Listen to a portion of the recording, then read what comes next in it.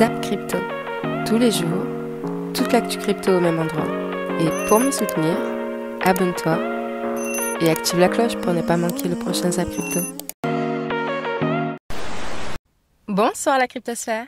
Comme d'habitude, on se retrouve avec le Fear and Greed Index, actuellement à 7 dans l'extrême peur, le Social Index, toujours bloqué à fond sur Up, et le Market Order Flow, actuellement en recherche de vente. Je viens de recevoir un petit mail qui m'indique que je devrais recevoir mon colis Starlink demain. Donc si tout se passe bien, nous pourrions nous retrouver très prochainement pour enfin rattraper tous les tirages au sort en retard des NFT de Zap Crypto. Je vous tiens évidemment au courant.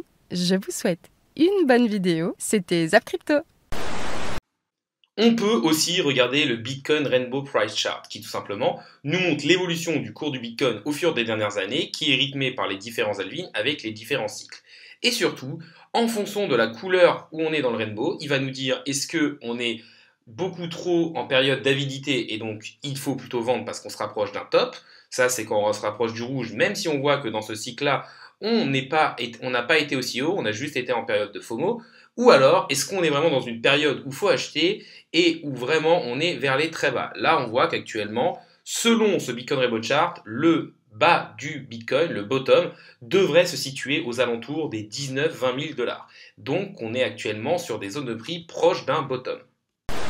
Bitcoin, alors, bon, après être revenu titiller les 20 000 $, on n'est pas encore passé dessous, en tout cas sur la grande majorité des exchanges. Je crois même pas qu'un exchange est venu sous 20 000. En tout cas, bon, beaucoup de gens parlent de la chute du Bitcoin dans les médias mainstream. Également, en termes de vente à perte, on est toujours sur quelque chose d'assez incroyable. Je vais essayer de zoomer un maximum.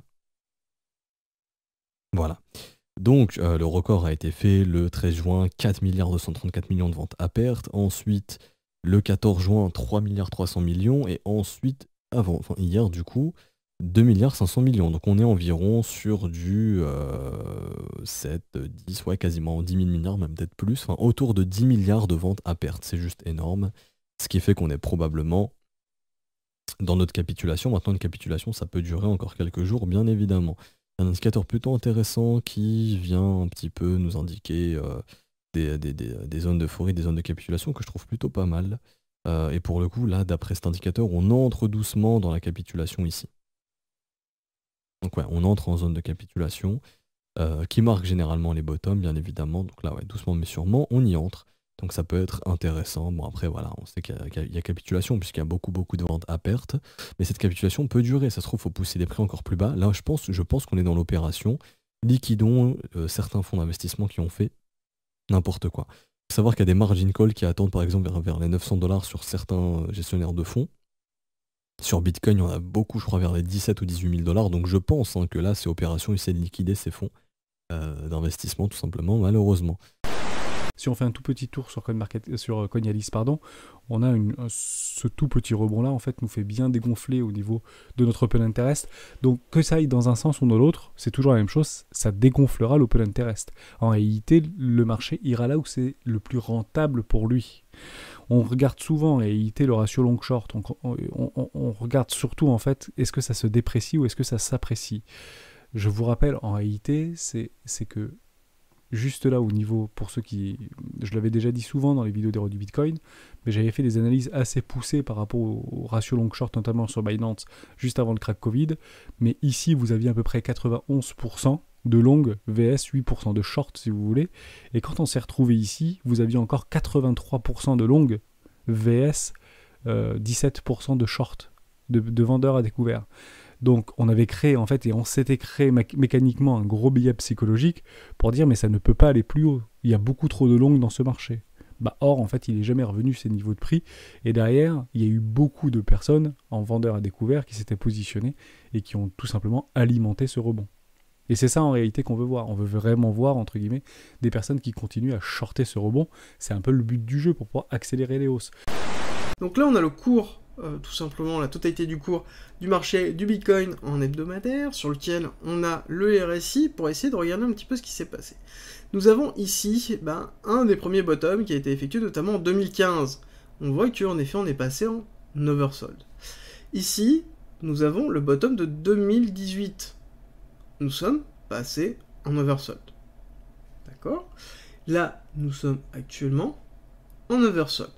Est-ce que c'est signe du bottom? Peut-être pas. Ça reste à déterminer à l'heure actuelle. Mais ce qui est intéressant, c'est qu'en effet, on commence à rentrer dans une zone où, historiquement, nous avons eu des réactions haussières dessus en hebdomadaire. Si on revient sur une analyse du Bitcoin d'un point de vue weekly, ce qu'on peut regarder, c'est qu'actuellement, on est quand même très bas d'un point de vue historique. Déjà, on est pour l'instant cette semaine en dessous de la MA200 qui nous soutient depuis qu'elle existe au niveau du Bitcoin. Et ça nous montre quoi? Ça nous montre que on peut clôturer à un niveau excessivement bas d'un point de vue historique par rapport à la moyenne mobile. Après, cette semaine et cette bougie-là n'est pas clôturée. Il faudrait qu'on clôture au-dessus des 22 400 $ pour sauver ça. En plus de ça, on voit qu'on est en train de traverser notre plus bas historique sur le RSI. C'est-à-dire que le Bitcoin n'a pour l'instant jamais été autant survendu en weekly. Et c'est vrai que ça nous fait penser qu'on est aussi proche d'un bottom. Après, est-ce qu'on peut aller plus bas? Bien sûr que oui, tout est possible. Mais en tout cas, statistiquement parlant et en se basant sur l'historique, on devrait être proche d'un bottom. On est dans un environnement hyper inflationniste, il y a absolument tout qui perd de la valeur, sauf le dollar contre les autres monnaies fiduciaires. Le dollar est la valeur la plus forte. Le dollar, il est clairement dans un graphe haussier. On est littéralement en train de commencer à breakout, à sortir de ce range au nord.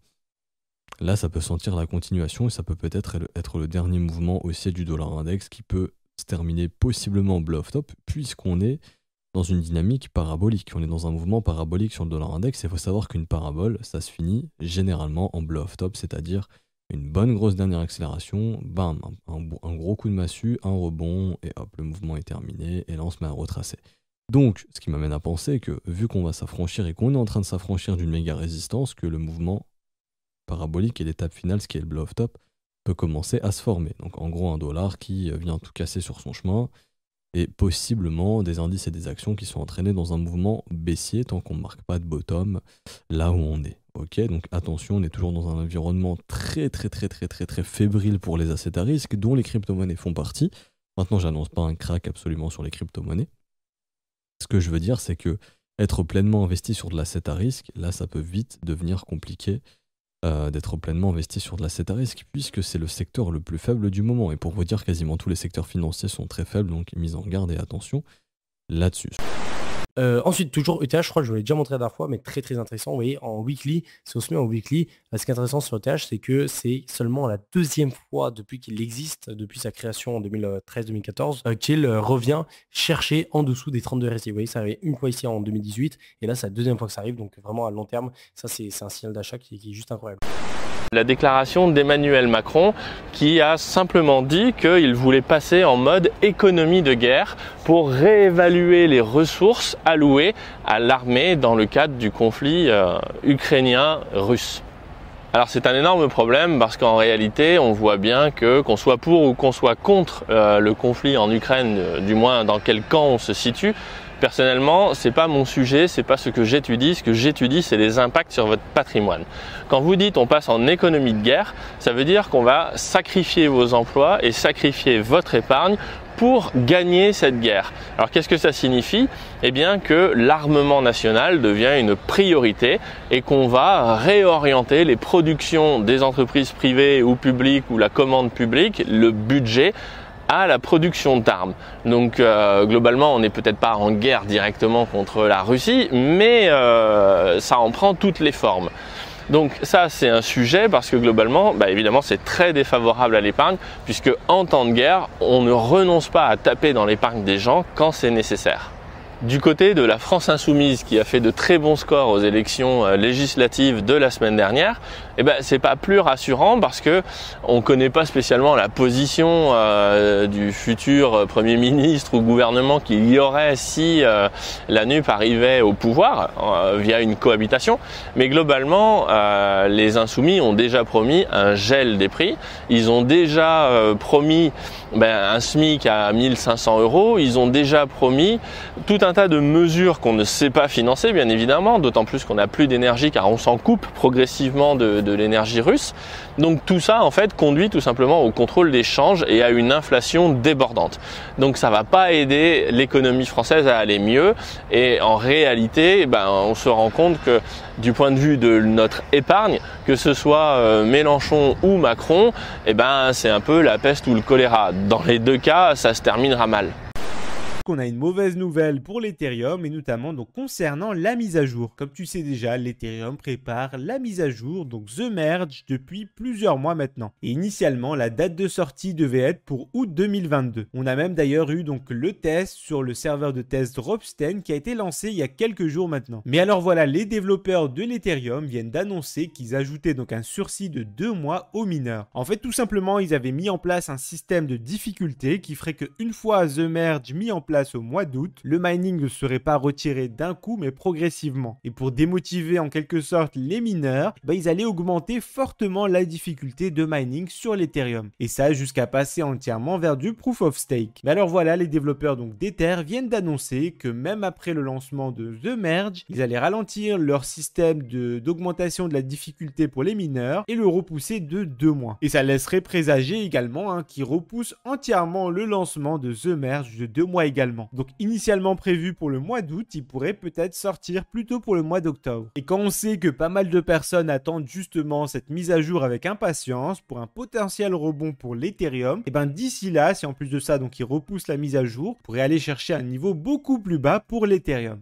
Mais bon, ça l'avenir nous le dira, alors n'hésite pas à me donner ton avis dans les commentaires.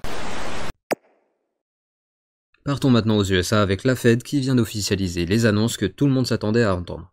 Et ces annonces de la Réserve fédérale sont une hausse des taux d'intérêt de 0,75%, ce qui est la plus forte hausse depuis 1994. Et on apprend également que les banquiers centraux s'attendent à une augmentation du taux de chômage, ainsi qu'une hausse des prix prolongée, et finalement un ralentissement de l'activité économique. Et alors que de nombreux commentateurs nous disent que désormais la Fed fera tout pour contrer l'inflation, quitte à entraîner une récession, Jérôme Powell a lui déclaré que, je cite, « Nous n'essayons pas d'entraîner une récession ». Mais bon, il avait aussi martelé il y a plusieurs mois que l'inflation serait transitoire. Nique ta mère. Michael Saylor et sa société MicroStrategy, ça c'est peut-être un des plus gros trucs qui pèsent sur la crypto actuellement. Si lui il se fait liquider et qu'il revend ses bitcoins sur le marché, sachant qu'il en a plus de 129 000, ça pourrait faire très très mal. Donc là, il se veut plutôt rassurant puisqu'il dit qu'en gros, MicroStrategy détiennent un prêt à terme de 205 millions de dollars et doit maintenir 410 millions de dollars comme garantie. MicroStrategy dispose de 115 000 BTC encore libres qu'il peut mettre en gage. Même si le prix du Bitcoin tombait en dessous de 3 562 dollars, l'entreprise pourrait toujours fournir d'autres actifs en garantie.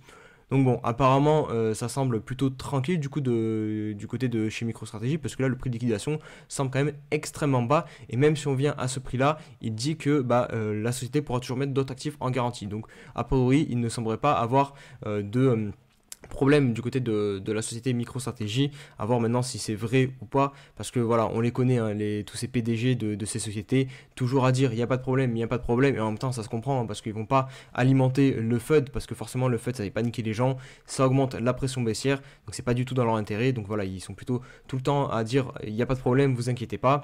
Michael Saylor, il nous dit que pour lui, sa conviction dans Bitcoin ne change pas du tout, que pour lui, il voit même que l'avenir de la DeFi va s'écrire sur le Lightning Network, la base solide, éthique, économique et technique de la DeFi est Bitcoin. La prochaine génération de finances décentralisées sera construite en utilisant le protocole Lightning et le Bitcoin. Donc lui, il voit vraiment tout l'univers crypto se baser quasiment uniquement en fait sur le Bitcoin. Donc affaire à suivre, on verra s'il aura raison, oui ou non, mais en tout cas, le pari est bien osé du côté de Michael Saylor puisque vraiment il mise énormément sur le Bitcoin. On passe à la news suivante. Ah, CZ qui troll encore la communauté. Quelqu'un va en parler. Coinbase vient de licencier 1100 personnes. Bon, 1100 personnes, il faut mettre ça en pourcentage, c'est plus représentatif. C'est 18% de la plateforme. C'est quand même... C'est énorme, hein, 18%. Hein. Je sais pas si vous vous rendez compte. Un cinquième de la boîte qui est dégagé, c'est chaud. Et puis, tu as CZ qui, lui, dit, écoutez, pendant que vous étiez là en train de vous palucher pendant le bull run, à mettre des sponsors, en veux-tu, en voilà, et moi, j'ai coffré. Et aujourd'hui, j'offre...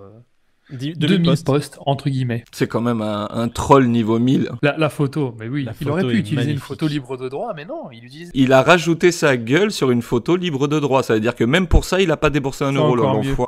Ça te montre à quel point le mec est efficace dans ses campagnes. Mais j'adore, ça me fait penser, tu sais, à la bonne campagne de pub entre Pepsi et Cola, tu sais, qui s'en mettaient plein la gueule et tout, pour se tirer vers le haut.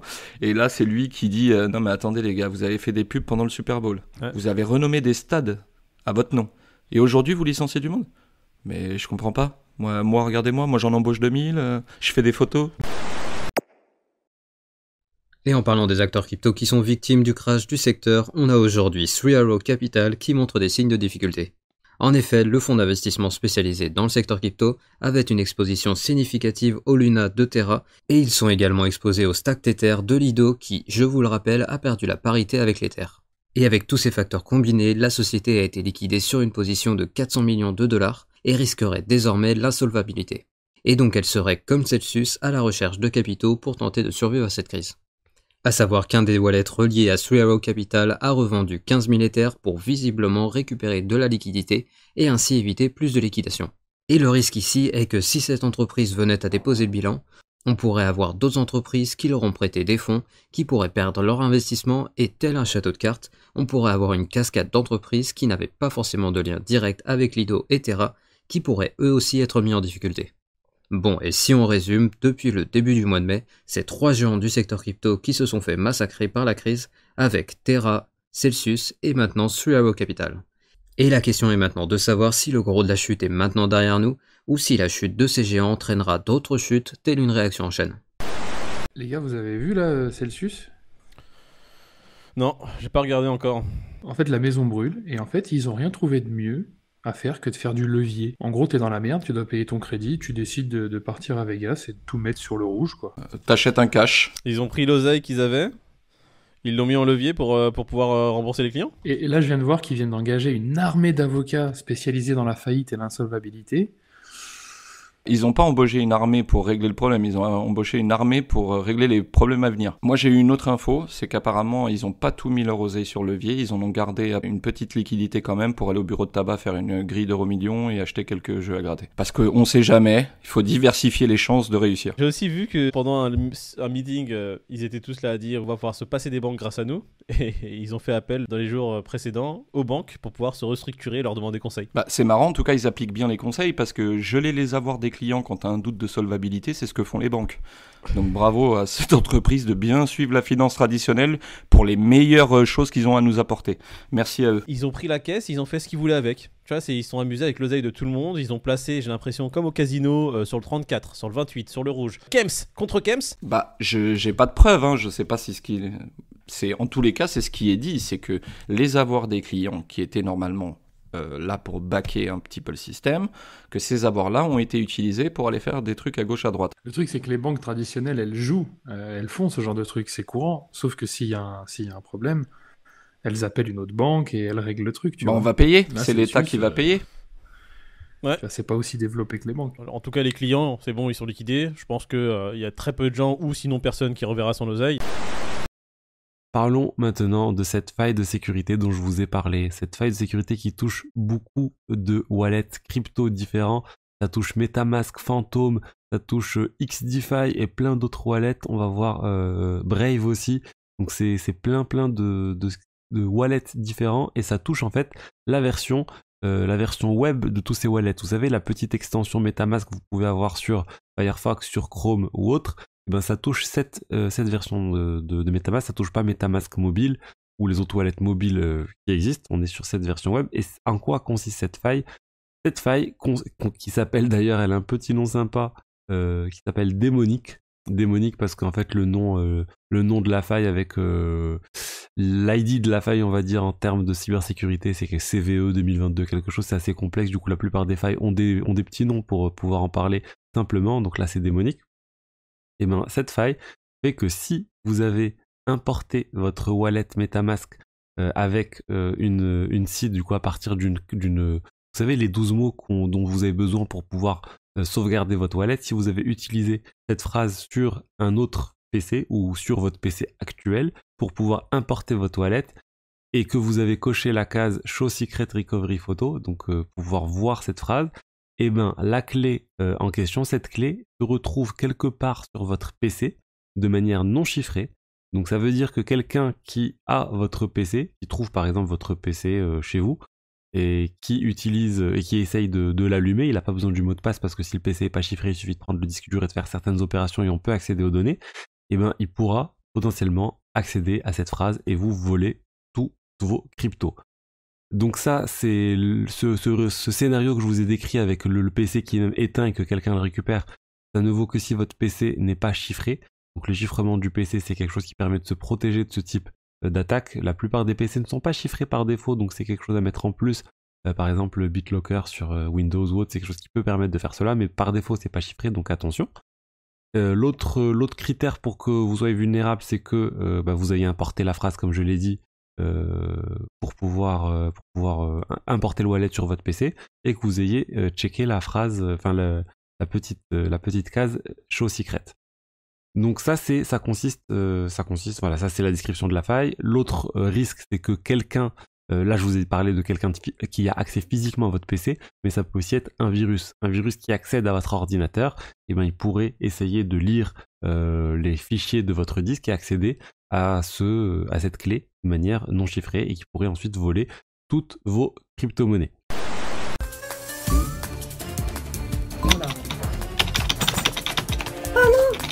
Non. Ah, je suis pas encore à l'aise. Je suis pas... non, allez, c'est bon. Voilà, on va partir au menu. Bon, ça vous aura donné une petite idée, il faut vraiment que je m'entraîne. Ça vous aura donné une petite idée donc du tout début, des prémices du gameplay de Nunu. Donc il y aura à la fin, à terme, tout un tas de mini-jeux comme ça, et qui pourront, c'est l'avantage, se jouer soit sur ordinateur, soit sur mobile. Alors, ce zap t'a plu? Dis-moi en commentaire quelle est l'actu qui t'a le plus intéressé. Et si tu as manqué les actus d'hier, retrouve juste ici le zap crypto de la veille.